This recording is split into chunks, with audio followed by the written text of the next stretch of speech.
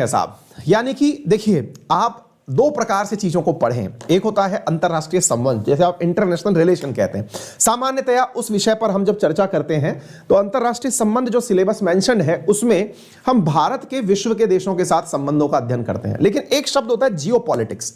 Geopolitics का मतलब क्या हुआ? जियोपॉलिटिक्स का मतलब यह हुआ कि राजनीति किस प्रकार से चल रही है, दुनिया आपस में कहां कहां पर झगड़ रही है, वो चीजें मैं आप लोगों को बताता हूं। चलिए, तो आज एक बहुत ही खबर शानदार वाली पढ़ते हैं। इसके बाद में मतलब ऐसा लगता है कि भाई बहुत हो गया, इतना ही पढ़ा दो काफी हो जाएगा। बहुत ही इंटरेस्टिंग खबर है। इंटरेस्टिंग खबर यह है कि थाईलैंड और सऊदी अरब इन दोनों ने कहा है कि 30 साल से रिश्तों पर जमी बर्फ को मिटाने का समय आ गया है। बोले वाह, इतनी शानदार हिंदी बोली होगी क्या इन्होंने? हमने कहा नहीं नहीं, हम बोल रहे हैं रिश्तों पर जमी बर्फ का मतलब है कि इतने दिनों से जो व्यवहार नहीं चल रहा था, व्यापार नहीं चल रहा था, डिप्लोमेटिक संबंध नहीं चल रहे थे, उन्हें पुनः बहाल करते हैं। अब आप पूछेंगे कि ऐसा भी क्या हो गया?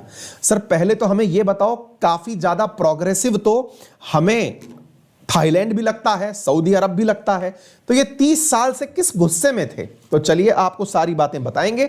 लेकिन इससे पहले आपको यह बता दें कि 30 साल से जो रिश्तों पर जमी बर्फ थी, इसको मिटने का समय आ गया है। और समय के साथ में जो जानकारी है वो ये है कि अब दोनों देश एक दूसरे के साथ में एम्बेसी खोलेंगे।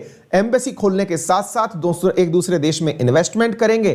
थाईलैंड के लोग बाकायदा जाकर के वहां पर अब नौकरी करेंगे। सऊदी अरब में बढ़िया से विमान सेवाएं शुरू होंगी। ऐसा क्या हुआ? पहले रिश्ते खराब क्यों हुए थे, अब रिश्ते बन क्यों गए? तो चलिए बताते हैं। इंटरेस्टिंग खबर है, सुनिए साथियों ध्यान से। आज से लगभग 32 साल पहले की घटना है साथियों। 32 year ago, once upon a time, in the time of 1989। 1989 के अंदर एक व्यक्ति था जिसका नाम था क्रियांग कराई। नाम याद कर लीजिए बस, क्रियांग कराई नाम का एक व्यक्ति था। आज जो ये तस्वीर आप देख रहे हैं, इस तस्वीर में आपको जो व्यक्ति दिख रहे हैं, इनका नाम है प्रयुत चिन-ओचा। प्रयुत चिन-ओचा जो है ये थाईलैंड के प्रधानमंत्री हैं। और यहां पर जो आपको दिख रहे हैं किंग सलमान, प्रिंस सलमान है, असल में बाद में यही बन जाएंगे, ये प्रिंस सलमान है। इन दोनों के बीच में बातचीत हुई है और बहुत अच्छा याराना सा निकल के आ गया है बकायदा बढ़िया से। अगर आप ये नहीं जानते कौन सा देश कहां है तो मैं बता दूं, अब सऊदी अरब का दोस्त होने जा रहा है थाईलैंड, और बढ़िया दोस्त होने जा रहा है। बढ़िया ग्रीटिंग, वेलकम वेलकम हुआ है। हम वेलकम भी दिखाएंगे आपको, लेकिन यह समझ लीजिएगा कि एक तरफ सऊदी है और एक तरफ थाईलैंड है। अब इन दोनों के बीच में लगभग 30 साल से जो डिप्लोमेटिक एंगेजमेंट बंद हो रखे थे, अब वो पुनः सही शुरू होने वाले। बढ़िया सम्मान वम्मान दिया गया है सऊदी अरब के अंदर। ये देखिए बढ़िया लुपझुप करती हुई गाड़ियां और बढ़िया से सेफ्टी के बीच में चलते आ रहे प्रयुत चिन-ओचा। काफी सम्मानजनक बातें हुई हैं। तो चलिए, ये जो सम्मान वगैरह मिला, हार्ले के बीच में चलते हुए जा रहे हैं, ये तो सब सुनेंगे ही आप। लेकिन मजेदार सवाल ये है कि सर ये जो व्यक्ति जिसका सम्मान करने जा रहे हैं, ये प्रयुत चिन-ओचा है, थाईलैंड से हैं, और ये किंग सलमान है, मतलब प्रिंस सलमान है। दोनों ने एक दूसरे का अभिवादन कर लिया, एक दूसरे का सम्मान हो गया, बढ़िया से सम्मान में गीत वीत भी बजा बुजू दिया। आपके मन में सवाल बढ़ता जा रहा है, लेकिन अब उस सवाल को समझाने से पहले मुझे आप लोगों को कुछ बातें बतानी होंगी कि ये चक्कर था क्या। आपको मेरी एक तरफ एक व्यक्ति फोटो में दिखाई पड़ रहा है। इस व्यक्ति का नाम है साथियों क्रिंग कराई। किंग कराई नहीं, क्रिंग, KRING, क्रिंग कराई। बोले अच्छा, तो बोले ये जो क्रिंग कराई है ना, ये एक राजा हुआ करते थे। कौन से राजा हुआ करते थे साहब? Saudi prince Faisal bin Fahd. Saudi prince Faisal bin Fahd और king Fahd of Saudi Arabia, ये जहां पर रहा करते थे, उनके यहां पर नौकर हुआ करता था ये व्यक्ति, जिसका नाम है क्रिंग कराई। कौन व्यक्ति? ये जो दिख रहा है आपको।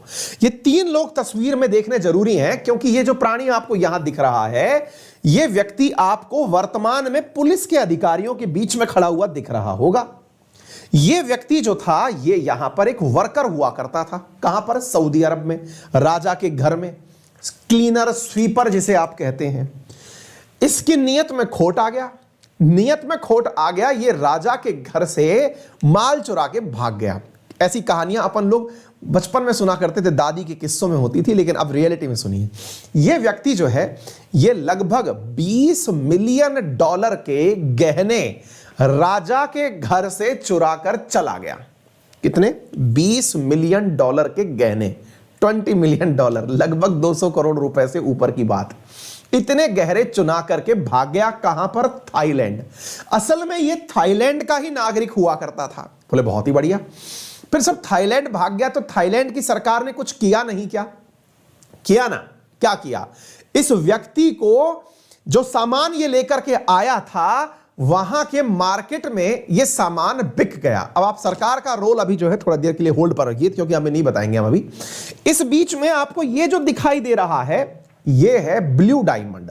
ये ब्लू डायमंड 50 कैरेट का था। देखिए राजा लोग जो होते हैं ये अपने पास में कोई ना कोई बेशकीमती चीज रखते हैं। उस बेशकीमती चीज में 50 कैरेट का ये ब्लू डायमंड भी था जो ये चोर चुरा कर भागा था।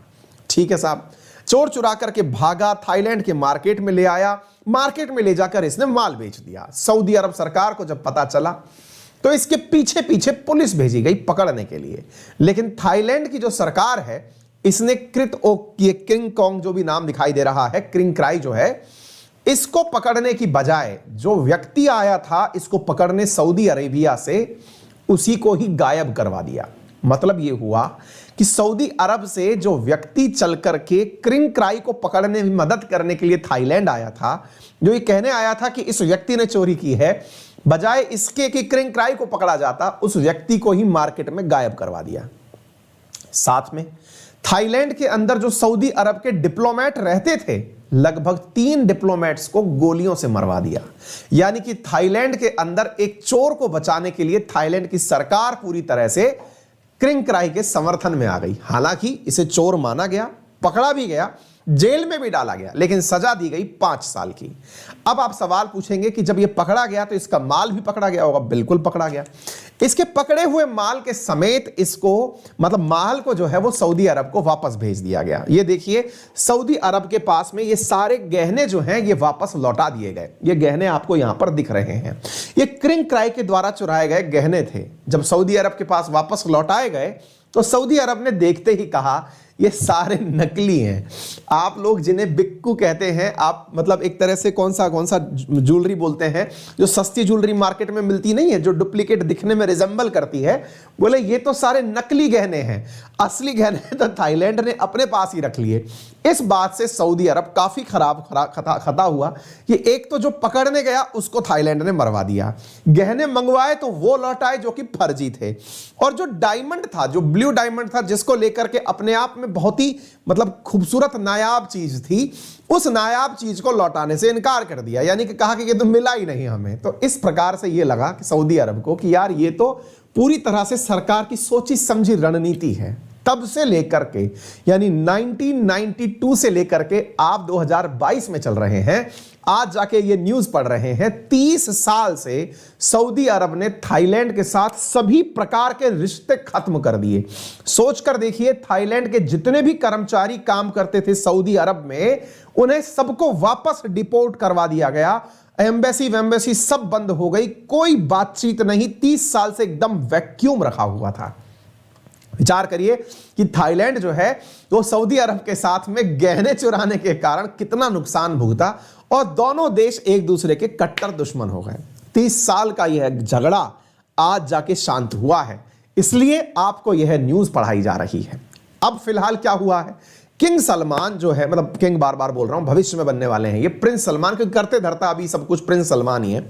ये जो है आने वाले समय में सऊदी अरब को बहुत आगे ले जाने का सपना देखते हैं, विजन 2030 लेके चलते हैं, और उनका मानना है कि अगर देश को आगे बढ़ाना है तो ऐसे देशों के साथ दोस्ती बढ़ानी होगी जिनके साथ व्यापार किया जा सके। थाईलैंड जो कि आसियान मेंबर कंट्री है, सऊदी अरब जो कि लोगों के लिए एक डेस्टिनेशन अब काम का बनता जा रहा है, दोनों के अगर रिश्ते सही होंगे तो निश्चित ही व्यापार के नए आयाम बनेंगे।